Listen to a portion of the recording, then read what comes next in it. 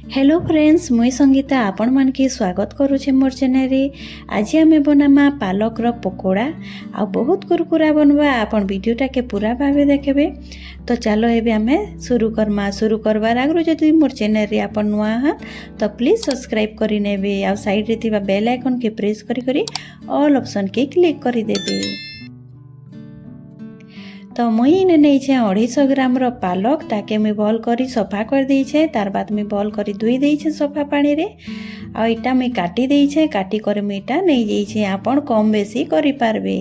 आ इने नहीं छे 4टा बड़ साइज रो प्याज के मुई लंबा लंबा साइज रे पतला साइज रे मुई काटी दी छे।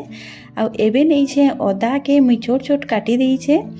आ इने नहीं छे कच्चा लंका 2टा। आ इने नहीं छे जुआनी 1 चामच। आ स्वाद अनुसार नून दे देबी। आ इने नहीं छे हल्दी पाउडर आधा चामच, काश्मीरी रेड चिली पाउडर आधा चामच। आ इने नहीं छे 4 रु 5 पिंच हिंग नहीं छे। आ एबे देमा आमे क्रिस्पी बनबार लगी चाउल चूना 1 कप। आ इने मुई ऐड करू छे बेसन 1 कप। आमे एबे सबुटा की देई करी पहला आमे मिसेई देमा। पानी रो पहला आपण यूज नहीं करबे काजे कि सागरे आमे जेहेतु मिलामा सबु चाउल चूना आ बेसनटा तो सेटा हमर गिला गिला हेबा। तार बाद आमके जदि आमके लागबा तो आमे पानी रो यूज करमा। तो इने मुई देखुथिबे मिले देई छे। एबे आमे इथिरे ऐड करमा गरम तेल। मुईटा रिफाइंड ऑयल देई छे। रिफाइंड तेल जेते बेले ऐड करबे तो हाथरे नहीं करबे काजे कि गरम थेसी तो एंता चामच गुटे नहीं जिबे। आ ताके पहला गुलेई देबे। जेते बेले पूरा ठंडा हो जिबा तेलटा आमे जेते बेले मिसामा तो ठंडा ऑटोमेटिक हो जिबा। तो तार बाद आपन टिके हल्का पानी दे करी फिर मिलाबे। तो मुई इने पानी दे दउ छे। मुई इने 3 रु 4 चामच पानी दे छे। आउ ताके भल करी मिसेई देबी। आपन बिल्कुल भी पहलारू पानी यूज नहीं करबे काजे कि सागरे पानी अंश थाए तो सेटा हमर मिक्स हो जिबा। तो देखुथिबे हमर इने मिक्स हो जाई छे। मते आधा कप पानी लागला बेसी नहीं लागी। एबे इटा रेडी हो गला न। एबे आमे ताके ई टाइप रो बॉल बने करी आमे ताके तेल रे छानमा। तो मुई इने गैस रे चढ़े देइथिली कढ़ई रे तेल दे देई छे रिफाइन तेल। सेटा गरम हो गला न। आ आपन देखुथिबे तेल बहुत बढ़िया करी गरम होई छे। मी एबे मीडियम कर देई छे।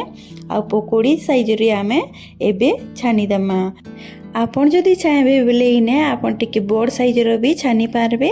आ इने देखि पारुथिबे मुई देई देई छे पकोड़ीटा। आ टिके हल्का लाल हो गला न। आ मीडियम आँच रे ही छानबे ताकि आमर पकोड़ी रो भीतर जे आमर टिके सिझी जिबा। आ मीडियम आँच रे जदि आमे पकोड़ी गरा के आमे छानमा तो सेटा बहुत बढ़िया क्रिस्पी बनबा। आ खाइबारे भी बहुत टेस्टी लागबा। तो आपन मीडियम आँच रे ही छानबे। वीडियो जदि आपन के भल लागुथिबा ले प्लीज लाइक कर देबे, सब्सक्राइब कर देबे। आ इने देखि पारुथिबे हमर पकोड़ा इटा फास्टा रेडी हो गला न। मुई एबे ताके गोटे प्लेट रे बाहर कर देबी। आउ देखि पारुथिबे बहुत क्रिस्पी बनी छे। देखबारे भी बहुत सुंदर लागु छे। आउ खाइबारे भी बहुत हेल्दी है। तो आपन घरे जरूर ट्राई करबे। आपन इने सुनी पारुथिबे तार साउंड बहुत क्रिस्पी बनी छे। आ इटा मी आउ थोरे इटा छानी देई छे। आ इटा भी हे गला न। इटा के भी आमे बाहर कर देमा सेई प्लेट रे। पालक पकोड़ा बनाला बेले आपन टिके ध्यान रखबे कि आपन जेते बेले पालकटा गुलाबे बेसन आउ चाउल चूना संगे तो पानी रो यूज टिके कम करबे।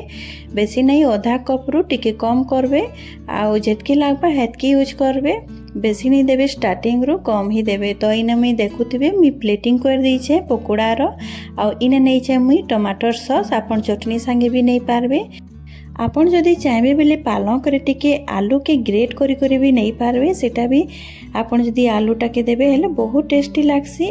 आ इने देखुथिबे मुई बाहर करी छे गोटे। आ आपन के कोन करी करी देखौ छे भीतर जे हमर बहुत सिझी छे। बाहरटा भी बहुत क्रिस्पी होई छे। आपन ताके सॉस संगे खाओ कि चटनी संगे खाओ। आ सोच भी गरम गरम खाइबे हेले बहुत बढ़िया लागबा। तो घरे आपन जरूर ट्राई करबे। आ गरमा गरम आपन कर फैमिली मेंबर संगे शेयर करो। आउ आजिर वीडियो मोर सरी जाइछे। आशा करूछे आजिर वीडियो आपन समस्त के बहुत भल लागिथिबा।